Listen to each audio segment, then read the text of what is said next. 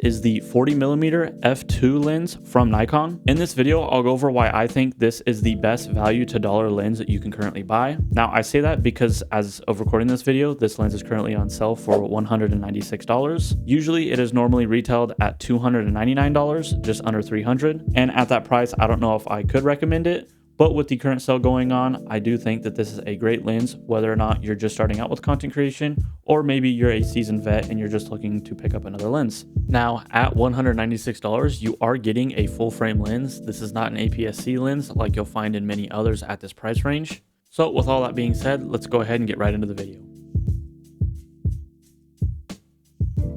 Okay, now that we're back at the setup, let's switch from the 50mm lens to the 40mm f2.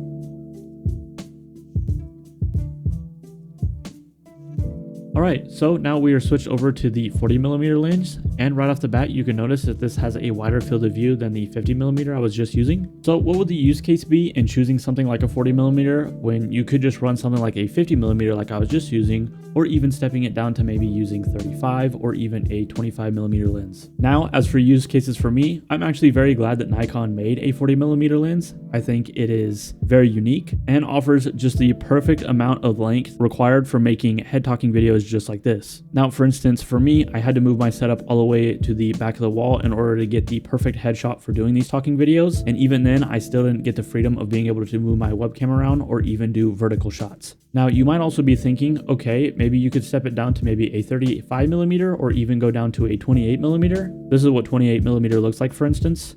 It is way too wide and captures the entire room. These also distort your face a little bit if you sit too close to your camera. So I find that 40mm gives you a natural human eye perspective that feels intimate for head talking videos like this and leaves enough room to show off your set behind you. Next, we're going to go over a topic that I often think gets overlooked by other cheap prime lenses. Like, for instance, the TT Artisan 40mm f2. It is basically the same lens as this, but it doesn't have focus breathing. Now, if you're wondering what that is, when you're trying to get a shot and say maybe you're moving from left to right in the frame, cheap lenses will often get these weird edges of the frame where it has this pulse effect or zoom effect where it can't really hold a focus on the subject. Now, with this 40mm f2 by Nikon, they specifically designed it to have this suppressed focus breathing system, meaning you shouldn't get any of these annoying pulses or zooms like I was saying, and your shot should stay clean and professional. Moving on from that, we're going to be going over the silent stepping motor for autofocus, as well as the silent ring when trying to manually focus. The stepping motor itself is incredibly fast, and it is also virtually silent. This is something that annoyed me a lot when I was using my old 50mm f-mount lens. Every time the lens would try to hold a focus, there was an audible sound coming from the actuation of the camera trying to keep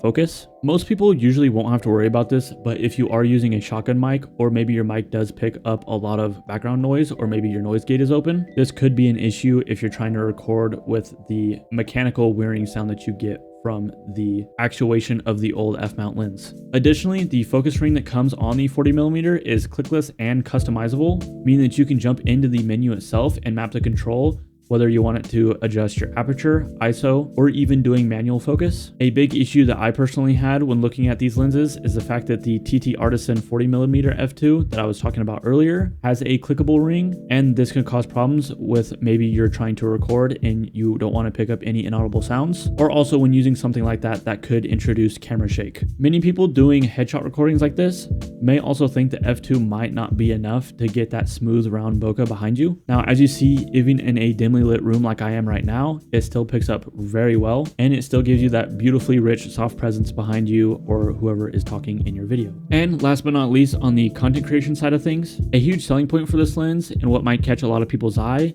is the fact that it weighs practically nothing at 170 grams, and it is only 1.8 inches long. This means that if you take your camera out to get a lot of B-roll shots, or maybe you're wanting to use something like a gimbal, the lens to camera body ratio is perfect for that weight. And don't forget, the lens barrel does not need to physically extend or retract because this is a prime lens, so there isn't any weight imbalance that you have to worry about. Now, for the people who are looking for this lens for maybe street photography or even portrait photography, we're going to be going over a few photos that I took at night. So this first photo we're looking at was shot at 10,000 ISO at f5 in 1/400. Now, even at an ISO of 10,000, you can tell that this lens was able to capture all of the little individual water particles as they were coming off of the water fountain. And with it at f5, I was able to focus on the water in the background as well as the waves in the foreground. I think this picture turned out wonderful. Now, stepping back from the waterfall a little bit, I wanted to introduce a little bit of landscape in the foreground. So this picture was shot at 2200 ISO at f4 with a slower shutter speed of 1/60.